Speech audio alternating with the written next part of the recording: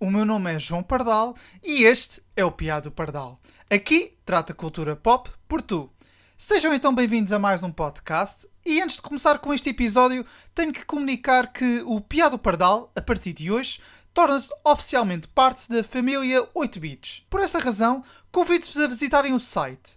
Lá podem encontrar reviews e rúbricas dedicadas aos mais variados assuntos da cultura pop. Basta escreverem 8bits.pt no vosso browser. Também podem visitar a plataforma de streaming repleta de conteúdos audiovisuais exclusivos em 8bits.uno. Feito este disclaimer, o episódio desta semana é completamente dedicado ao ZX Spectrum. Afinal de contas, este computador celebra 40 anos de existência. Por essa razão, decidi convidar João Diogo Ramos, um dos mais apaixonados fãs desta máquina em Portugal, para uma conversa que girou, obviamente, em torno do seu museu, o Load ZX Spectrum, em Catanhede, e também sobre as suas memórias relacionadas com este computador. Sem mais delongas, eis a entrevista. Deixem-me só afinar aqui o gravador um bocado. Acho que agora já está. Agora sim, espero que gostem. Olá, viva! Tenho aqui o João Diogo Ramos, curador e fundador do Museu Load ZX Spectrum, em Catanhede, e mais do que isso, é um grande apaixonado por tudo o que tem a ver com o Spectrum e as suas diversas ramificações.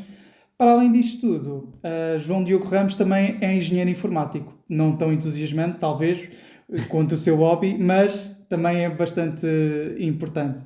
Portanto, antes de mais, obrigado, João Diogo Ramos, por teres aceitado estares aqui no Piado Pardal para conversarmos um bocadinho sobre esta paixão pelo mundo do Spectrum. Portanto, para começar esta conversa, quero-te perguntar como é que nasceu o projeto do Museu Load ZX Spectrum, em Catanhede? Olá, João, muito obrigado pelo convite. É um prazer estar aqui à conversa contigo e para esta nova série do podcast. Na realidade, tudo o que falaste está tudo muito interligado, porque o facto de eu ser engenheiro informático tem muito a ver com o Spectrum, e se calhar por isso mesmo também, e respondendo à tua pergunta, comecei a sentir a necessidade de agradecer, de alguma forma, e de destacar o papel na história daquele que foi, de alguma forma, o primeiro computador na casa da maioria dos portugueses. E, portanto, isso a mim era uma coisa que me dizia muito, porque se eu hoje tenho uma vida que considero bastante aceitável,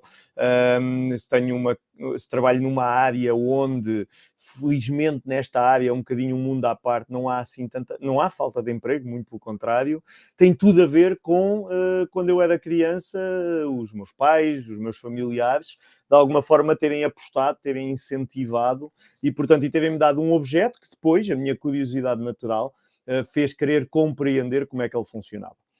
Portanto, como é que daí depois um dia se evolui para um museu e tudo mais, eu acho que isso depois já conjuga uma outra faceta minha muito peculiar, que é eu sou muito empreendedor. Eu cresci num meio não muito grande, eu cresci numa vila, Febres, no concelho de Cantanhede.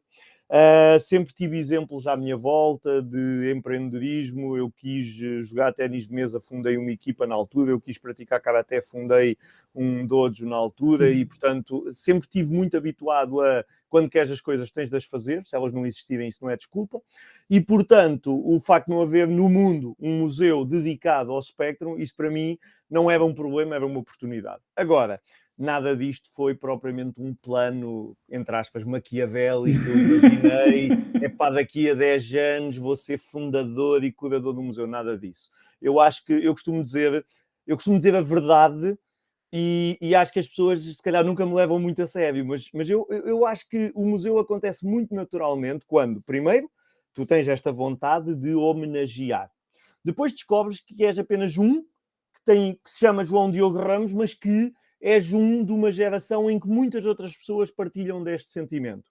Depois percebes que muitas pessoas desta geração têm uma relação afetiva com esse computador quase como se tem com um clube de futebol. E depois, quando conjugas isso tudo, quando ainda por cima te tornas, porque vais apostando nisso, de uma forma até quase descontrolada, num dos maiores colecionadores no mundo nisso, e nem importa se é o maior ou não, porque isso não vale nada, mas a questão é, tu a certa altura és confrontado com uma opção, com um conjunto de opções.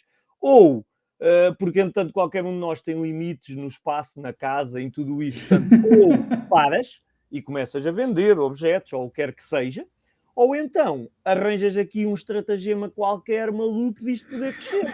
E, portanto, para mim foi muito natural, a certa altura, que, eu não quero parar a coleção, nem quero vendê-la aos bocados.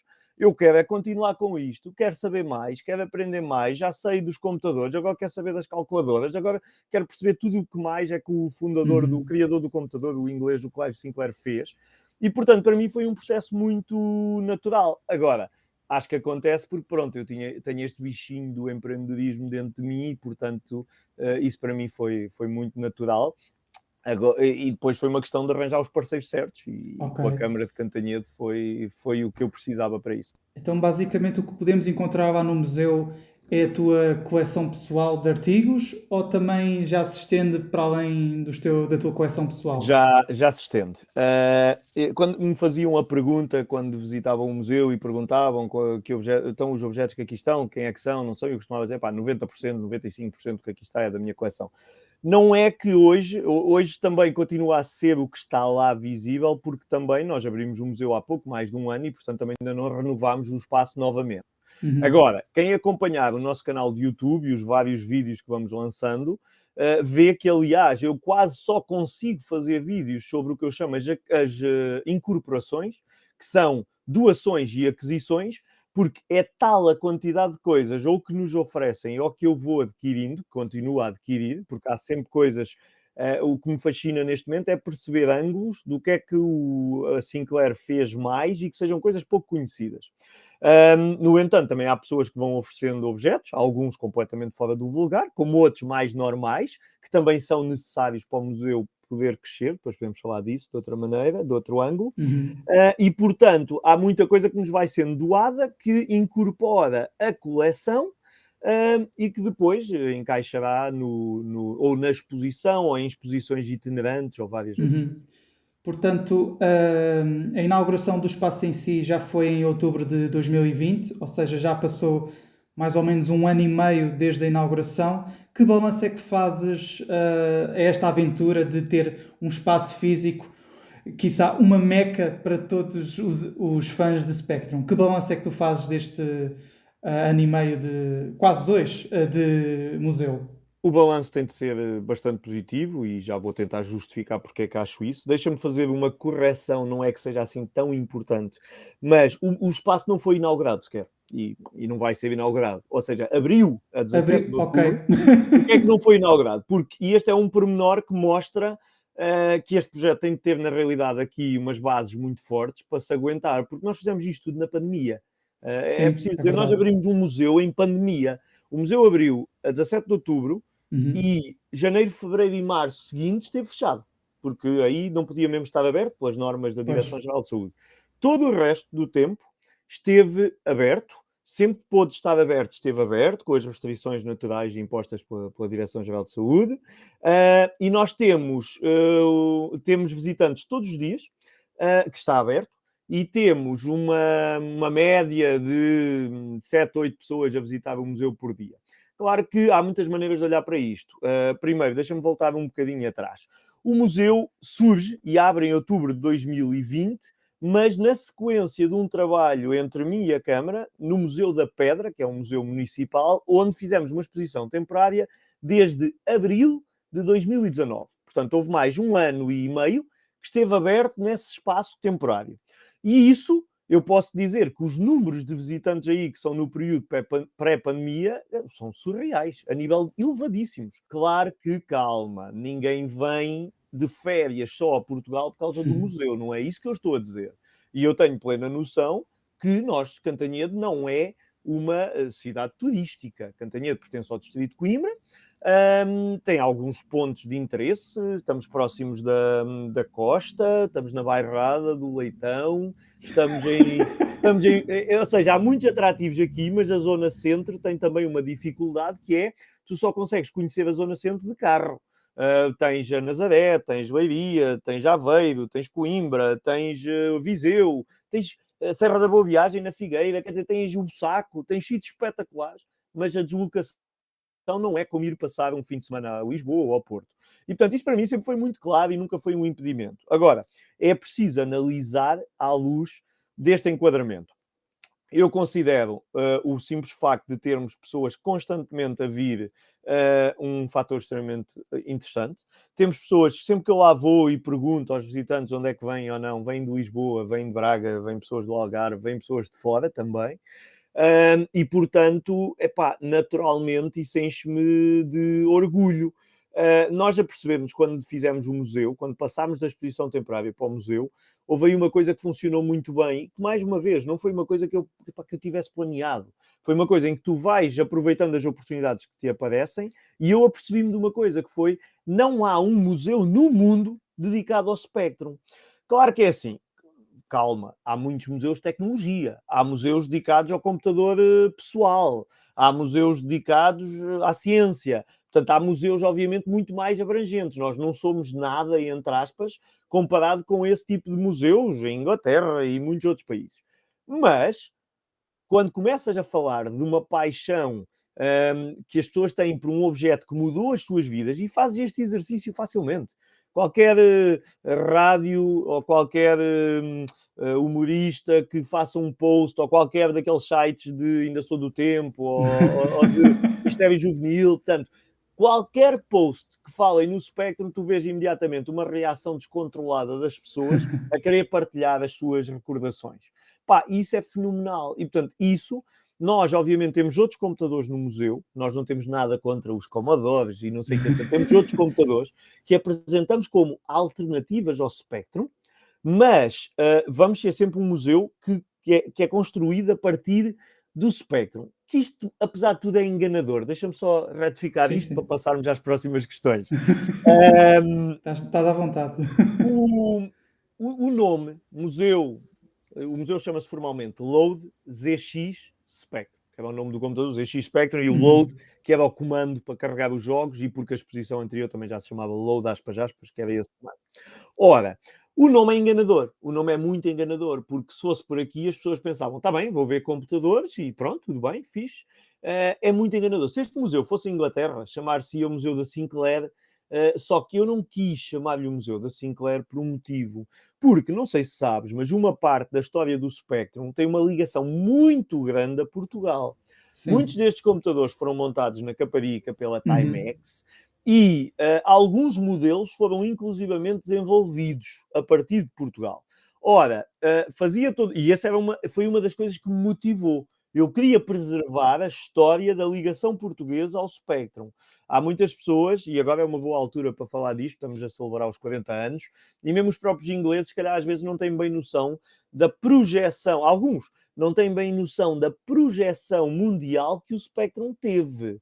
Na Europa de Leste, tu tens mais de 150 variantes, clones, do Spectrum, não oficiais, e, portanto, é engraçado perceber como isto foi um fenómeno mundial. Ora, nós quisemos capitalizar também esta questão da ligação a Portugal, portanto, somos um museu que partiu do Spectrum e depois foi à procura de tudo o que o Sir Clive Sinclair inventou para perceber como é que ele chegou aos computadores e o que é que fez depois, mas ao mesmo tempo temos a questão da componente portuguesa que não queríamos afastar, muito pelo contrário. Aliás, isso é o que nos torna únicos. Alguém pode começar um museu parecido com este amanhã noutro sítio, mas a parte da Timex Portugal, quer dizer, isso já não consegue. Sim, porque acho que o objetivo também do museu é preservar e celebrar os computadores ZX Spectrum. Não é só não é um exercício só de esta é a minha coleção, vou expor tudo o que tenho. Não, de todo. Vamos cá ver o seguinte. Eu se calhar vale a pena então introduzir aqui um capítulo da minha vida que acho que ajuda a perceber também como é que se chega a isto tudo. Eu sou colecionador, mas já colecionei muitas coisas na minha vida e quando era puto colecionava porta-chaves, que os meus pais me incentivavam, mas coleção mesmo a sério, que eu olhasse para ela e dissesse, não, eu quero fazer esta coleção com um objetivo, ok? Primeiro era pessoal, mas depois tornou-se eu quero homenagear, eu quero agradecer, eu quero destacar a importância deste objeto, que depois, quando os meus amigos vinham cá à casa e eu percebia que eles ficavam extremamente entusiasmados, eu comecei a perceber, isto não pode estar na minha casa, isto tem de ir para um sítio público, e, portanto, isso foi um passo natural. Mas um museu, e a palavra museu hoje em dia é usada de forma muito leviana. Um museu não é uma coleção, vamos cá ter noção disso. É Um verdade, museu sim. tem um conjunto de valências de preservação, de estudo, de exposição. Nós ainda não estamos qualificados na rede museológica nacional, mas esse processo está em curso. Ok. Portanto, isso aí, lá está. Eu sou engenheiro informático e o que faço é gestão, é marketing, é business development, é estas partes mais de juntar e de fazer acontecer. Portanto, no final do dia sou empreendedor. E o que eu tento trazer para os projetos em que me envolvo, não só o museu, mas o que tento trazer para isto é uma palavra que eu costumo usar muitas vezes, que é, de alguma forma, profissionalizar os projetos. Ou seja, é aplicar-lhe o que eu vejo funcionar no meu dia-a-dia, na minha vida profissional, e injetar-lhes uma ambição muito grande, uma ambição maior do que o comum dos mortais consiga lembrar-se. E, portanto, o museu assenta muito nisto. Portanto, é óbvio que isto não existe para eu ter um sítio onde guardar os meus objetos. Pelo amor de Deus, isto seria ridículo. Seria ridículo. Portanto, isto existe porque, por causa disto existir, e houve uma coisa que eu não planeei, e quando eu deixei de ser visto apenas como colecionador e passei a ser visto como curador, que é a palavra que eu muitas vezes sim, uso, exatamente, sim. curador no sentido da pessoa que sou eu que, de alguma forma, e eu quero ter essa responsabilidade, eu quero controlar a história que é contada no museu. Há uma coisa que os colecionadores fazem muito, que são encontros de colecionadores, que não tem nada de mal, mas em que as pessoas vão, levam os seus computadores, encontram-se, passam uma tardada bem passada, como há os encontros de quem tem carros antigos e mais não sei o quê. Eu não tenho nada contra isso, mas não era isso que eu queria, isso já existia. O que eu queria era um espaço que, por um lado, não proíbe as pessoas, portanto, também não é museu de arte, no sentido em que não podes tirar fotos, não podes filmar, não podes tocar, não é isso. Isto não é arte ao ponto de os objetos não podem ser tocados. Portanto, dentro de o que é mais raro, o que é que não é e o que é que conseguimos controlar, nós obviamente tentamos ser, tentamos fazer aquilo que a gente gostava que acontecesse nos museus todos, ok? E portanto, fazemos isso, tentamos estar próximo das pessoas, mas contamos uma história. Exatamente. Com princípio, meio e fim. Uma história que hoje pode ter erros, que se me chamarem a atenção, eu sou o primeiro a dizer amanhã aprendo, corrijo e vou melhorando. Claro. O meu grande objetivo é precisamente documentar isto da melhor forma. Se me permites, eu há bocado comecei a falar na questão do colecionismo, não referi só uma coisa. Eu tive uma fase na minha vida antes do museu, mas que está muito ligada. Eu ganhei um concurso de empreendedorismo com uns colegas em Coimbra, o Arrisca-C, que é um concurso que dava um prémio, que nós usámos para fundar uma plataforma de colecionadores, que entanto já não existe, chamada Collectors Bridge. Criámos a empresa, contratámos pessoas, desenvolvemos a plataforma, tivemos colecionadores de várias partes do mundo a usá-la. Era uma espécie de Facebook e eBay especializado para colecionismo apenas. Que era essencial para mim, para a certa altura, eu não comprava nada sem ir lá ver se já tinha ou não, porque eu já não conseguia gerir isso. Nós, neste momento, temos em inventário cerca de 3.000 objetos registados na coleção. Muitos também são livros e revistas, mas isto mostra, só no museu, desde que abrimos no museu, a contagem era perto, não era 1.500, mas era perto. Tudo bem, cerca de 800 acho que eram revistas e livros. Mas atenção, isto mexe com muita coisa aqui. E, portanto, esse projeto do Collectors Bridge foi muito bom, porque obrigou-me a estudar um bocadinho sobre museologia, sobre colecionismo, e, portanto, foram tudo pequenos passos que depois, olhando para trás, a gente percebe, ok, isto de alguma forma veio tudo ajudar a hoje termos um museu disponível ao público. Muito bem. E falando sobre o museu e sobre os visitantes, tens assim alguma história que achaste bastante interessante de uma visita de alguém ao museu e que queiras partilhar connosco? Tenho muitas. Obviamente tenho muitas. Isso, há muitas perguntas Destaca sobre uma que tu Sim. achas Há que mereça perguntas mesmo ser terríveis. partilhada aqui com os ouvintes. Ou quando alguém me pergunta qual é o objeto mais especial que lá está, mas isso depende com quem é que estamos a falar, porque nós Exato. somos um museu que, por um lado, conseguimos estar numa discussão muito detalhada com colecionadores para ver aqueles pormenores, aquelas raridades, mas também o principal não é isso. O principal é contar a história ao cidadão comum. Uhum. E mais não sei o quê. Se calhar eu destacava uma que aconteceu, uma história. Deixa-me só destacar duas. Primeiro, já Sim, tive força, visitas força. lá. Já tive visitas lá. Uma delas na abertura, mas não só, ainda outra há um mês atrás, pá, de pessoas da Timex, pá, que só falta virem umas lágrimas aos olhos, mas é literalmente a justificação para uma pessoa como eu, que queria preservar esta história. Pá, eu neste momento tenho uma relação digital, algumas vezes não só digital, mas tenho uma relação com, imagina, uma centena ou duas de pessoas que passaram pela Timex, com quem eu falo e quase que me tratam como se eu tivesse lá passado e eu nem sequer idade tinha para isso. Isto é, a título pessoal, isto não se explica. Isto sente-se de uma maneira e, portanto, sempre que alguém da Timex vai lá, pá, as pessoas não conseguem imaginar a satisfação que eu penso assim, pá, todo o esforço, todas as horas que eu Acredito, gastei, pá. todo o Yeah. tempo que eu deixei de estar com familiares, todas as viagens que eu deixei de fazer, pá, valem a pena para ver estas pessoas a recordar os melhores tempos da vida deles e a sorrirem. Epá, isso para mim tem um valor espetacular. Mas a história que eu vou destacar não é essa. É uma história que até começou, se calhar, pá, de uma maneira muito estranha. No dia da abertura do museu mesmo, eu tive um senhor que foi visitar, portanto, eu tinha umas visitas guiadas nesse fim de semana, já não me lembro dos detalhes, mas ele foi com os filhos visitar. Pá, e o senhor, eu não o conheço pessoalmente, o senhor falava muito, ok? Eu também falo muito, como já deve ter dado para perceber, mas o senhor falava muito e ele ia com os filhos. E sabes o que é? Epá, um momento de stress, andaste a trabalhar meses e meses, andei um mês sem dormir para montar a exposição toda em tempo recorde e não sei o quê, e blá blá blá, e chega ao dia, eu já estava quase sem voz de estar a fazer visitas guiadas.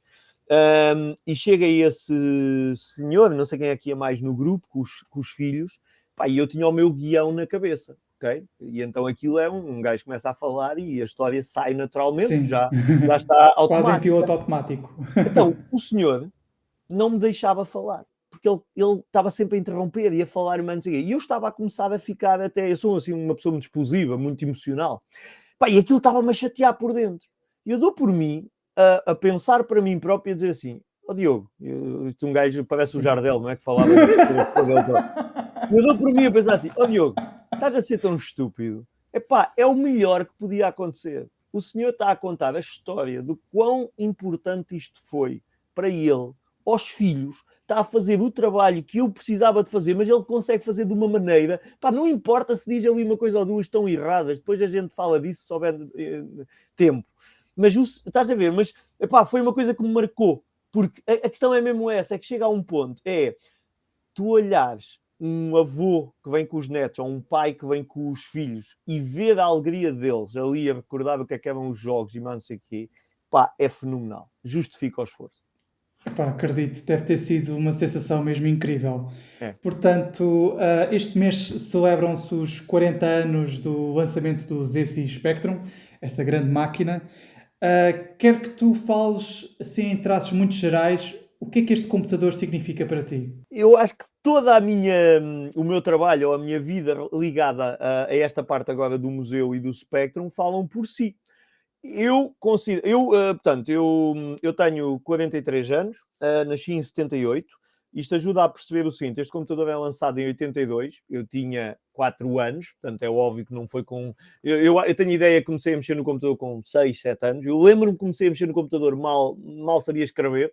Eu aprendi palavras de inglês ao mesmo tempo que aprendia de português. Lembro-me de uma peripécia com a palavra level, em vez de skill, depois quando tive aulas de inglês. Pronto, tudo bem. Há para aí muita história. Mas eu aprendi a programar sozinho, mais uma vez, autodidata, com umas revistas, com uns livros, no Spectrum, em BASIC, que é a linguagem Sim. de programação do Spectrum. Exatamente, Depois, quando deixei o Spectrum e passei para o PC, programei em GW BASIC, que era a linguagem BASIC para o MS-DOS que se usava na altura. Uhum. Depois, Quick BASIC e Visual BASIC, acho que já não mexi quase nada. Quando estava no 9º ano, fui à final com um colega, à final das Olimpíadas de Informática. Porquê é que isto, para mim, marcou-me? Porque na final, em Lisboa, das Olimpíadas, como havia as Olimpíadas de Matemática, não sei o quê, era só malta, 11º e 12º ano, todos com aulas de informática. Eu e ele éramos os únicos no 9º ano e fomos à final das Olimpíadas, que mostra, que tínhamos de ter um mínimo de nível e aprendemos sozinhos. Porquê é que eu nunca tive informática? Porque na minha altura, e isto depois já houve sempre, na universidade era o pré-Bolonha e o pós-Bolonha, no secundário era a nova reforma. Quando acabou a PGA e mais não sei o quê, pronto, eu apanhei essa transição. Eu tive uma cadeira de introdução à informática no 12º ano. Até lá tive eletricidade e eletrónica, porque não havia na escola. Portanto, eu cheguei a ter uma discussão com os meus pais, queria estudar para Coimbra, para ir para a informática, não havia, e eles quiseram que eu ficasse cá, o que eu respeito e foi bom, mas claro que fiquei revoltado na altura, de certeza, e portanto queria ir para a informática e nunca tive. Portanto, o que é que este computador representa para mim? Representa um objeto, que eu costumo dizer que é tipo um objeto mágico que me meteram à frente, porque as pessoas... Eu presumo que tu sejas um bocadinho mais novo que eu, João. Sim. Mas as pessoas têm de se lembrar que a altura em que este computador aparece socialmente é um período diferente dos dias de hoje. Primeiro, Sim. televisões em casa havia uma. Não havia 5 ou 6, nem não sei quantos tablets e não sei quantos telemóveis. Havia uma. Canais de televisão havia o canal 1 e o canal 2 em part-time, que não funcionava, não trabalhava sempre.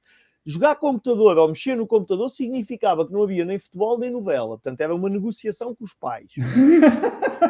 Jogar computador com os amigos significava pegar na cassetezinha nova e ir passar uma tardada em casa do amigo. Portanto, não havia cá Fortnite em rede, não havia nada em rede.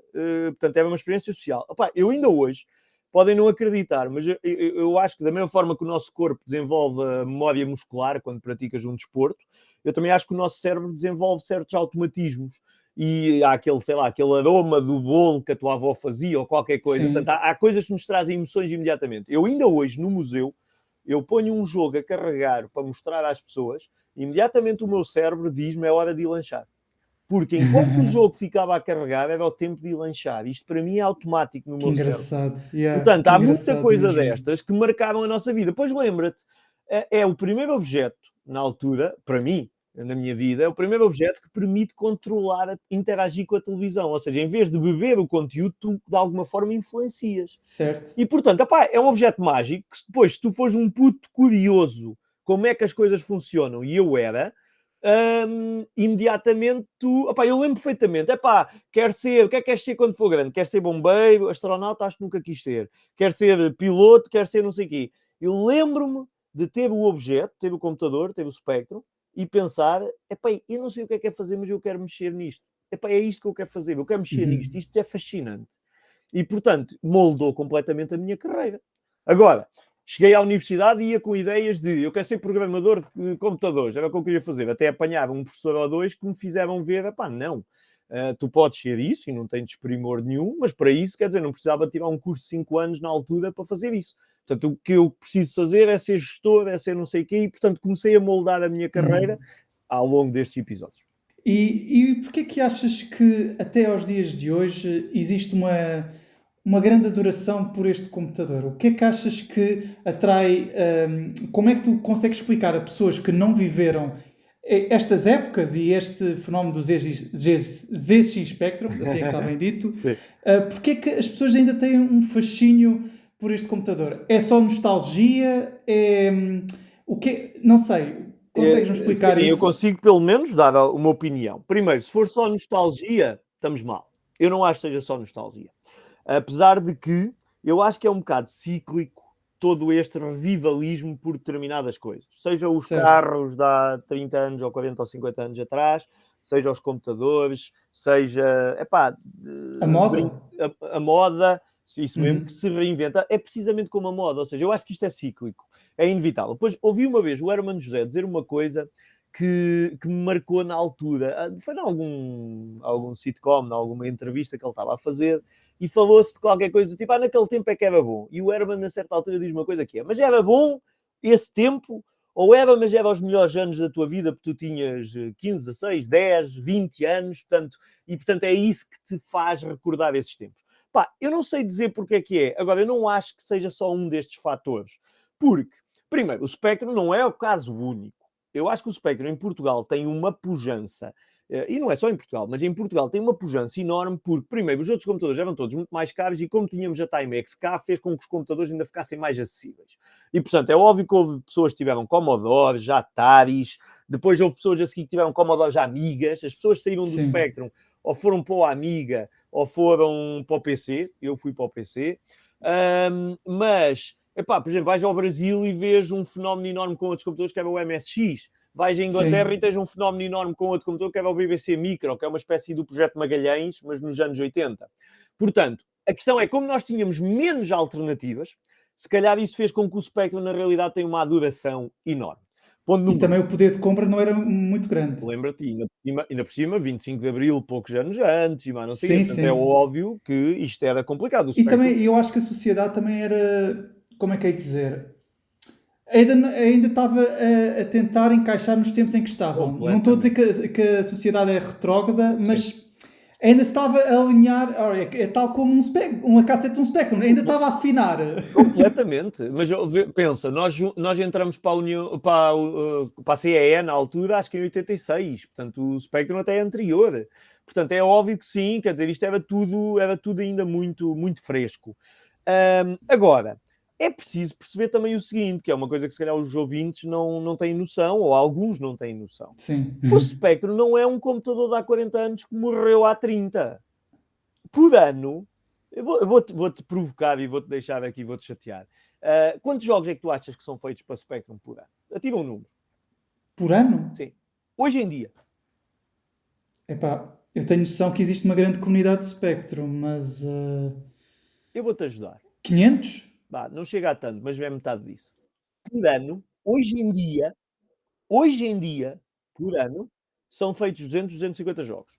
Epá, é surreal. E estamos a falar de muitas pessoas que fazem isto, não é muitas, é 90 e não sei quantos de certeza que fazem isto, não é para ganhar dinheiro. Estão anos a fazer jogos e o que é que move estas pessoas? É aquele bichinho de... Porque hoje em dia tu tens computadores super poderosos. Pá, fazer o que se faz com um Spectrum, que é um computador extremamente limitado, epá, é surreal. Eu dou-te um exemplo. Há um computador, o avô do Spectrum, é o ZX80, é um computador que foi marcante, foi o primeiro computador que deu razão ao Clive Sinclair quando ele disse: para isto funcionar, e ele não estava a pensar nos jogos, que nunca foi isso que o moveu, mas para um computador poder funcionar enquanto mercado, haver mercado para isto, o computador tem de ser acessível. Tem de custar menos do que 100 libras em 1980 em Inglaterra. Ele conseguiu com esse computador ZX80 de 1980. Eu só estou a falar isto para dizer um pormenor que eu acho giríssimo. Esse computador é tão limitado, mas tão limitado. Estamos a falar de um computador preto e branco, com 1K de memória, que eu nem vou tentar explicar. Em 1K? 1K.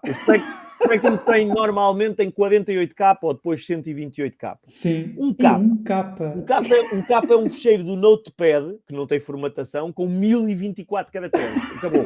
Não dá mais. Mas sabe o que é mais impressionante? Não tem som. Esse ZX80 não tem som. O Spectrum já tinha, muito limitado, mas já tinha. O Spectrum original, o 48K.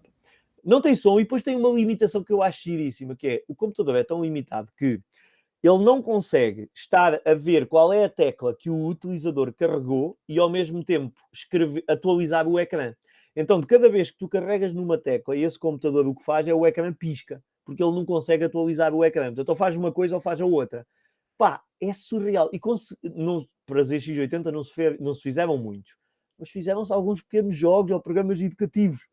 Opa, é impressionante a criatividade. É incrível como é que os programadores tinham aquela destreza de fazer algo original e inovador com tão poucos recursos. Mas é que o desafio é mesmo esse, é como é que tu contornas as limitações da máquina. E porquê é que a máquina é tão limitada? Porque tinha de ser barata. Porque se não fosse, não tinha sucesso. E portanto, opa, é um caso impressionante. Agora, deixa-me dizer outra coisa sobre a importância do Spectrum, que é, quando as pessoas vão visitar o museu, criámos uma secção a certa altura, até foi, foi inspirado numa visita que eu fiz no Dia Mundial da Criança, 1 de junho, em que tive uma visita e eu tentei explicar a crianças algumas coisas daquilo. Então tentei explicar o que era máquina de escrever, o que era depois a cassete, porque elas não sabem o que é uma cassete, não tiveram cassetes de vídeo, não tiveram cassetes de áudio.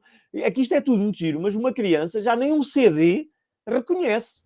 Isso é assustador, por acaso. Portanto, tem lá montes de objetos e a gente explica, basicamente tentamos explicar. Um computador tem 4 partes. Tem um cérebro, tem lá os processadores, depois tem uma maneira de dar ordens, o teclado, o rato, o joystick, uma maneira de ver o que é que o computador está a fazer, o monitor ou a televisão e uma impressora, e depois tem uma maneira de armazenar dados e programas. E essa maneira de armazenar dados e programas é onde começam os problemas, porque, epá, às vezes reconhecem o CD, mas, opá, cartões perfurados são coisas que eu já não usei. Cartuchos de música antes das cassetes, cassetes de música, cassetes de vídeo, disquetes. Opá, são tudo coisas que as pessoas já não têm referência. Mas esta secção tem uma coisa muito importante que eu costumo dizer às pessoas. Olhem, eu sei que ninguém vai daqui para casa à procura de ir comprar um Spectrum ou de que vai daqui fascinado com os jogos de Spectrum. Os jogos de Spectrum têm um mérito, é que são extremamente desafiantes, mas extremamente difíceis mesmo. É verdade, sim. Mas há uma coisa que eu tento explicar às pessoas, que é, olhem, isto primeiro não está morto, isto continua a haver uma comunidade enorme. Dou um exemplo sempre. Ainda se fazem hoje em dia computadores que às vezes usam o nome de Spectrum, que são computadores que são clones, utilizam tecnologia dos dias de hoje, que têm vantagens do tipo, por exemplo, carregar jogos a partir de um cartão de memória, e agora a coisa gira, essa tecnologia é portuguesa. É um português que fez isso, que vai estar no museu no nosso evento dos 40 anos, que foi uma coisa que eu fiquei fascinado quando descobri. Mas uma coisa que eu tento explicar às pessoas é, há computadores a ser feitos, e costumo dizer uma coisa, para mostrar que isto não é uma coisa assim de nicho, tipo, são um conjunto de gajos que gostam de se encontrar, e mais esquece, não é nada disso. O Spectrum Next, que é um computador lançado em 2020 e que agora já vai no segundo crowdfunding, no último crowdfunding, estamos a falar de um equipamento que custa 400 ou 500 euros cada um, no último crowdfunding, num mês, reuniu a módica quantia de 2 milhões de euros em um mês. Portanto, eu acho piada a estes nichos que mexem assim com tanta coisa. Depois, segunda coisa, o que é que eu tento explicar às pessoas? Eu digo, olhem, eu gostava que vocês fossem para casa e pelo menos levassem esta ideia para perceber a importância disto para os dias de hoje. O Spectrum não é um computador mais importante que os outros. É um computador que tem o seu lugar na história, que foi muito importante num determinado momento e que, de alguma forma, foi o primeiro computador nas nossas casas. E, por exemplo, a primeira pessoa que trabalhou na área da computação dentro das empresas Sinclair foi um senhor chamado Chris Curry. O Chris Curry era o braço direito do Clive Sinclair, que era o fundador das empresas e da Sinclair Research, que foi a empresa principal da parte dos computadores. E o Chris Curry fez o primeiro projeto ainda antes daqueles ZX80 que eu te falei há bocado, em 1980. Fizeram uma coisa antes. Aquilo muito limitado, mas parecia ter potencial. O Chris Curry queria continuar com aquilo. O Clive Sinclair disse, nem pensar, vamos fazer um computador com outras características, blá, blá, e eles separaram-se. O Chris Curry fundou uma empresa chamada Acorn. A Acorn é a empresa que fez, então, um computador que a BBC é que patrocinou e que se chamou o BBC Micro. Ok? Que é uma espécie de Magalhães, nos idos anos 80, em Inglaterra. Portanto, houve muitos miúdos em Inglaterra que tinham contacto na escola com um computador que era o BBC Micro, e o Clive Sinclair, que ficou lixado de ter perdido esse negócio, esmagou o preço do dele e assim conseguiu também vender muitos computadores. Porquê é que eu estou a falar nisto tudo? Só para dizer uma coisa. Quem for da área da informática reconhece aqui umas palavras que eu vou dizer que são o RISC e o ARM. Isto tem a ver com a arquitetura do cérebro do computador, do processador, ou seja, a maneira como se desenha um processador. Porquê é que eu falei nisto? Porque ARM é a arquitetura que ainda hoje está subjacente, por exemplo, aos processadores que a gente usa no iPhone e noutros telemóveis, ok? Portanto, quando andas com o telemóvel no bolso, tens lá um processadorzinho que é baseado numa coisa que se chama ARM. Ora, ARM, originalmente, significa Acorn RISC Machine. Ou seja, foi precisamente o trabalho da Acorn que deu origem depois à Fundação ARM, que ainda hoje, passado 40 anos, ainda continua de alguma forma a afetar coisas que estão dentro dos nossos bolsos e que hoje temos os telemóveis em todo lado e temos tecnologia IoT nos micro-ondas e nos stores e em tudo. E tudo isto está de alguma forma interligado. Portanto, isto foi uma fase na revolução tecnológica muito importante. Realmente é incrível. Isto agora fez-me lembrar aquele meme do tipo que está tipo a olhar para o quadro e dizer it's all connected, all the dots. Sim. Não, mas é que nós não estamos aqui a abordar, e por exemplo, o Clive Sinclair, eu não disse aqui, mas ele faleceu, para quem não souber, em setembro do ano passado. E quando isso aconteceu, por exemplo, houve um canal de televisão nacional que veio ao museu filmar novamente, entrevistar-nos, e eu tentei destacar. Ele é considerado um dos inventores mais inovadores da sua época, visionário, claramente, aliás, em algumas coisas demasiado visionário, porque depois a tecnologia não o permitia. Mas, por exemplo, nos anos 90, nós andávamos todos com aqueles relógios Casio, que eram uma calculadora. O museu tem em exposição uma calculadora de pulso dos anos 70, feita por Clive Sinclair. O Clive Sinclair fez um computador em 88, que até há uma foto que foi feita a gozar, dele assim com o computador em cima da cabeça, é um computador A4, tipo a gozar, entre aspas, a comparar com o Steve Jobs a apresentar o iPad. Portanto, obviamente, com as devidas separações, mas há aqui também muitas coisas. Opa, mas o Clive Sinclair fez coisas que as pessoas não têm mais pequena ideia. Ele trabalhou na área de satélites, ele fez telefones Fez uma sem moto fios, elétrica, acho eu, não foi? fez o Uma C5, bicicleta. então isso está tudo no museu. A parte da Sim. mobilidade elétrica foi um dos grandes sonhos dele, pá, que hoje a gente vê os Pois, objetos e diz assim, é óbvio, é yeah. inevitável. Pá, mas o homem fez aquilo em 1986. Portanto, atenção, eu não sou um fã ao ponto de cegamente dizer que é tudo um espetáculo. Não, eu muitas vezes digo, eu Sim, acho que sim, isto não sim. tinha hipótese de ter sucesso. Mas eu recuso-me a criticar de uma forma não construtiva quem tentou. Porque aí entra o Certo. empreendedorismo. E o museu também é muito uma homenagem aos empreendedores que nos deram o computador pessoal. Muito bem. Não sei se alguma vez trocaste mensagens ou chegaste a falar com o Clive Sinclair. Diretamente não. Eu falei, portanto, ele estava doente já há muito tempo. Eu estou a falar com a família dele há Uhum. alguns anos. Aliás, vem cá agora no próximo sábado, dia 23, o sobrinho, o Grant Sinclair, que trabalhou um bocadinho na Sinclair e cresceu, obviamente, neste ecossistema. E o pai dele foi o designer industrial, o Ian Sinclair. Foi designer industrial de muitos outros objetos, dos primeiros, das calculadoras e não sei o quê. E também falei algumas vezes com o Crispin Sinclair, que é um dos 3 filhos do Sir Clive. Pessoalmente, mandei-lhe algumas mensagens, mas pronto, não tive nunca uma resposta direta. Tive pena, Sim. naturalmente, mas pá, Se, pandemia. se te dessem uma oportunidade de fazeres uma pergunta ao Clive Sinclair, o que é que tu perguntavas ou o que é que dirias? Eu fiz Só isso, uma coisa, tipo, sim. é só one shot. Não, e é fácil responder, porque eu nem sequer lhe fazia uma pergunta. Eu fiz isso, porque eu gravei-lhe uma mensagem em vídeo e mandei-lhe. E eu basicamente disse-lhe, em nome de uma geração, obrigado. Era a coisa que eu lhe queria dizer. Era obrigado. Pá, olha, no limite, se eu quiser personalizar isto, digo-te assim: hoje tenho uma vida porreira, porque tu fizeste um computador que depois houve pessoas que compraram, claro, e isso mudou a minha vida. Obrigado. Muito bem. Portanto, o Museu de Volts e Spectrum vai ter agora muitas atividades relacionadas com a efeméride dos 40 anos do lançamento desse computador. Podes falar sobre que atividades é que vão acontecer no museu? O que é que as pessoas podem esperar nos próximos dias? Olha, eu diria, a maior conferência alguma vez organizada, ou pelo menos no século XXI, de certeza absoluta, sobre o Spectrum. Em Portugal, de certeza, lá fora isso depois já é mais discutível. É um momento marcante, é uma data redonda, são 40 anos. O Clive Sinclair faleceu em setembro.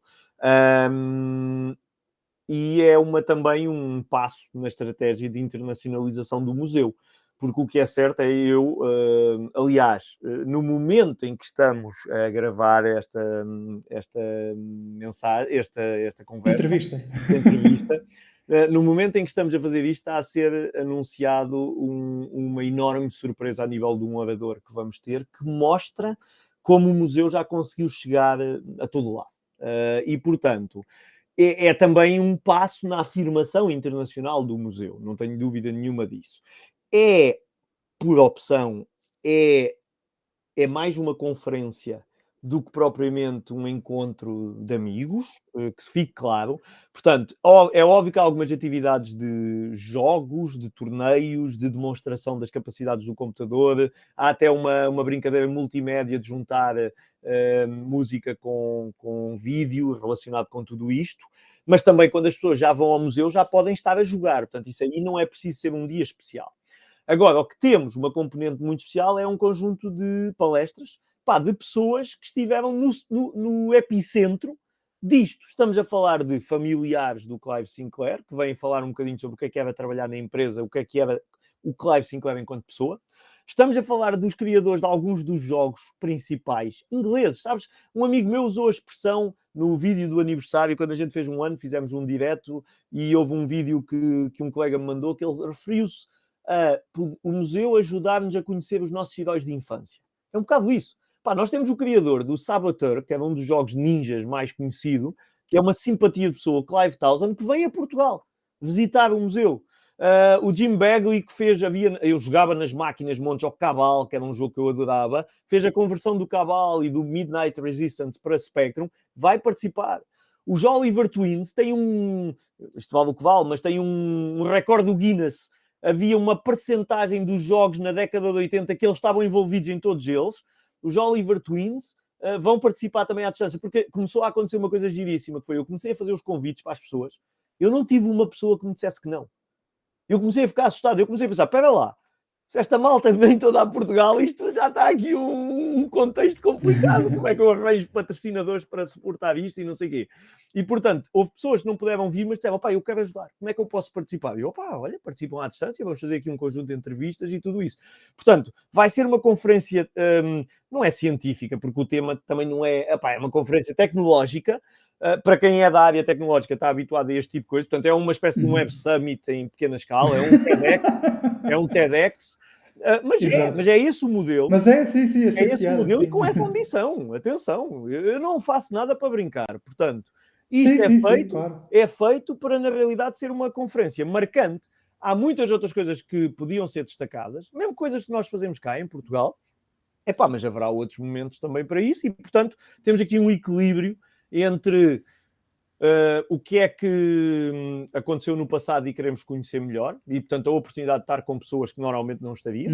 Temos coisas que estamos a fazer para o futuro do museu e para destacar a importância da preservação da história e tudo isso. Vamos ter grandes surpresas também relacionadas. Não vamos contar a história da Timex, mas vamos contar o que é que estamos a fazer para essa história não se perder. Vamos ter pessoas na audiência que para mim vão ser momentos muito carregados de emoção, porque são pessoas que eu comecei a conhecer e que justificam este trabalho todo. Portanto, é um momento marcante. Portanto, se isto vos disser alguma coisa, o Spectrum, se de alguma forma há um carinho especial por isto e se puderem vir a Cantanhede no sábado ou no domingo ou nos 2 dias, é um momento que obviamente também não vai acontecer permanentemente, não vai acontecer daqui a 6 meses outra vez. Portanto, é uma oportunidade. E haverá transmissão online? Olha, é uma pergunta muito pertinente e deixa-me também destacar só outro aspecto que me estava quase a passar. É que também é Dia Mundial do Livro e o museu vai lançar o seu primeiro livro, simbolicamente. Não é meu, eu ajudei a que ele acontecesse e escrevi o prefácio, mas é de um grande amigo meu, do André Leão, que é uma pessoa que dinamiza o Planeta Sinclair, que é um dos blogs mais conceituados internacionalmente. E o André tem andado nos últimos 7 ou 8 anos basicamente a preservar a história dos programadores portugueses todos. Antigamente a gente achava que tinham sido feitas 20 ou 30 coisas, neste momento está para aí 1 milhar de coisas que foram sendo recuperadas, fruto do trabalho do André e depois do trabalho também do André e da sua equipa, e depois também da conjugação com o museu. Porque se o museu quer fazer preservação, encontrou aqui um aliado perfeito e que nos ajuda, porque isto no final do dia, atenção, tem obviamente muitas pessoas envolvidas, mas na maioria delas voluntários e, portanto, isto é difícil. Tu perguntaste-me a transmissão online e tudo isso. Sim. Olha, não vai haver transmissão online em direto, não vai. Foi uma decisão ponderada, foi uma decisão que teve de ser tomada por 2 aspectos. Questões técnicas, porque nós não temos a capacidade logística neste momento para tudo e mais alguma coisa. E estar a fazer a transmissão de um evento de 1 dia e meio com telemóveis não é profissional como eu queria. E, portanto, por aí não fiz. Mas também não vou ser cínico e vou ser muito direitinho e dizer também é propositado não haver, porque sim, nós estamos a fazer o evento para que as pessoas venham cá. O município de Cantanhede tem investido milhares de euros em tudo isto. Eu tenho investido milhares de euros em tudo isto. E, portanto, isto é feito para que as pessoas venham cá. Agora, também é verdade o seguinte, e se acompanharem o trabalho do museu, sabem que o que eu estou a dizer é verdade. A inauguração de 2019, em que fizemos uma tertúlia, tudo bem, que foi mais pequena, foram 2 horas e meia ou qualquer coisa, também foi integralmente depois transmitida e com legendas e tudo. Portanto, isso será alvo de filmagem, será alvo de legendagem, será alvo de disponibilização futura. Agora, não é a mesma coisa. Por exemplo, o Clive Townsend vai estar a dar autógrafos, o André vai estar a dar autógrafos a quem quiser levar o livro dele. E, portanto, são momentos especiais. Certamente. Deverão ser 2 dias inesquecíveis para toda a comunidade de fãs de Spectrum e não só, até mesmo... O público em geral, sim. Sim, qualquer pessoa a quem isto diga alguma coisa. Sim. Faz aqui então onde é que as pessoas podem acompanhar o trabalho do museu, em que plataformas é que podem seguir o trabalho do museu? Podes explicar aí como é que as pessoas podem saber mais sobre Sim, isto? posso tentar. Olha, nós tentamos estar em muitos sítios, mas tudo muito integrado. Obviamente, a comunicação é um aspecto essencial deste projeto e nós ainda não havia museu, já estávamos no TripAdvisor bem posicionados com base no trabalho preliminar da exposição anterior. Portanto, isso é algo que a gente presta muita atenção. Portanto, estamos no TripAdvisor, estamos em muitas outras coisas que eu já vou falar. O ponto de partida é o nosso site oficial. O site oficial é o sítio onde estão as informações todas de consulta do museu e de muitas outras coisas. Nós temos, por exemplo, uma visita virtual gratuita neste momento, disponível para quem vai ao nosso site. Pode ver o museu. Não estamos a falar de uma coisa amadora, estamos a falar de uma parceria que fizemos com uma empresa e que acho Ok, que é uma fica a coisa muito dica. interessante. Portanto, o site é loadzx.com. E, portanto, a partir desse site, depois o site está, pelo menos a página principal está em português, inglês e espanhol, depois tem muitos outros conteúdos que estão principalmente em português. Por exemplo, estamos nas redes sociais quase todas, mas, por exemplo, há pessoas que não têm Facebook, nós comunicamos muito no Facebook. Não tem problema, no nosso site conseguem ver os posts todos no Facebook, mesmo sem terem conta. YouTube, estamos no YouTube, os vídeos estão todos lá disponíveis, se por algum motivo não quiserem ir ao YouTube.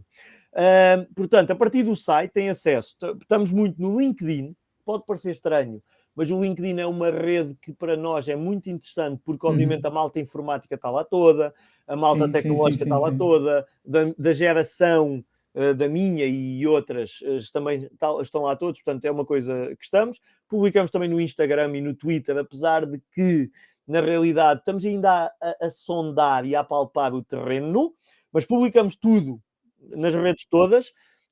Ainda agora um amigo meu mandou-me um vídeo com 30 mil visualizações no TikTok, que é uma coisa que eu fiquei a olhar e a pensar que se calhar vou olhar para isso de outra maneira muito brevemente, mas portanto neste momento fora o TikTok estamos em todas as outras que eu referi, portanto podem seguir lá. Nós lançamos vídeos frequentemente no YouTube com conteúdos complementares, para quem gostar destas coisas, e de resto vamos anunciando tudo no site, que é loadzx.com.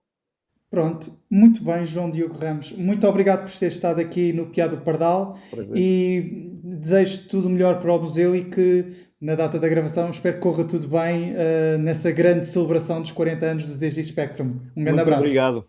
Até breve. Um grande abraço. Mais uma vez, obrigado João Diogo Ramos e longa vida ao ZX Spectrum. Podem seguir o trabalho do museu no site oficial e nas redes sociais. Todos os links estão na descrição deste podcast. E vocês, são fãs do ZX Spectrum?